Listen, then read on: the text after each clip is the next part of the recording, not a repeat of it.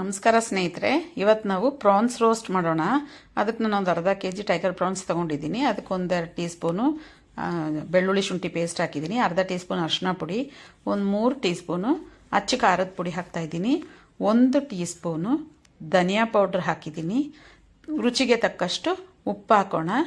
ಅದಾದ ನಂತರ ಒಂದು ಅರ್ಧ ನಿಂಬೆಹಣ್ಣು, ಚೆನ್ನಾಗಿ ರಸ ಇರೋ ನಿಂಬೆಹಣ್ಣು, ಒಂದು ಅರ್ಧ ನಿಂಬೆಹಣ್ಣು ಹಿಂಡಿ ಚೆನ್ನಾಗಿ ಮಿಕ್ಸ್ ಮಾಡಿ ಮ್ಯಾರಿನೇಟ್ ಮಾಡಿ ಒಂದು ಅರ್ಧ ಅವರ್ ಇಡೋಣ.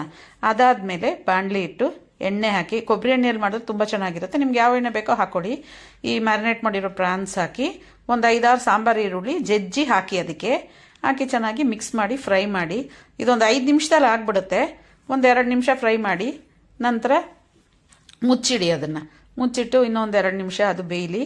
ನಂತರ ತಿರ್ಗಾ ಓಪನ್ ಮಾಡಿ ಸ್ವಲ್ಪ ತಿರುಗಿಸಿ ಒಂದು 5-6 ಬೆಳ್ಳುಳ್ಳಿ ಹೆಸರು ಚೆನ್ನಾಗಿ ಜಜ್ಜಿ ಹಾಕಿ, ಅದ್ರ ಜೊತೆಯಲ್ಲಿ ಒಂದು ಸ್ವಲ್ಪ ಕರಿಬೇವಿನ ಸೊಪ್ಪು ಹಾಕಿ ಚೆನ್ನಾಗಿ ಫ್ರೈ ಮಾಡಿ.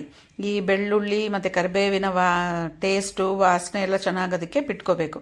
ಈ ಮತ್ತೊಂದು 2 ನಿಮಿಷ ಫ್ರೈ ಮಾಡಿ ಮುಚ್ಚಿಟ್ಟು ತೆಗೆದು ಲೋ ಫ್ಲೇಮಲ್ಲಿ ಇನ್ನೊಂದು 2 ನಿಮಿಷ ನೀವು ಫ್ರೈ ಮಾಡಿದ್ರೆ ರುಚಿಕರವಾದ ಪ್ರಾನ್ಸ್ ರೋಸ್ಟ್ ರೆಡಿ ಆಗುತ್ತೆ. ಎಣ್ಣೆ ಬೇಕಾದ್ರೆ ಇನ್ನೊಂದು ಸ್ವಲ್ಪ ಹಾಕ್ಕೊಳ್ಳಿ, ಮತ್ತು ಲಾಸ್ಟಲ್ಲಿ ಪೆಪ್ಪರ್ ಪೌಡ್ರ್ ಸ್ವಲ್ಪ ಹಾಕ್ಬಿಟ್ಟು ಮಾಡಿ. ತುಂಬ ಟೇಸ್ಟ್ ಆಗಿರುತ್ತೆ. ಟ್ರೈ ಮಾಡಿ ನೀವು, ಹೇಗಿದೆ ಅಂತೇಳಿ.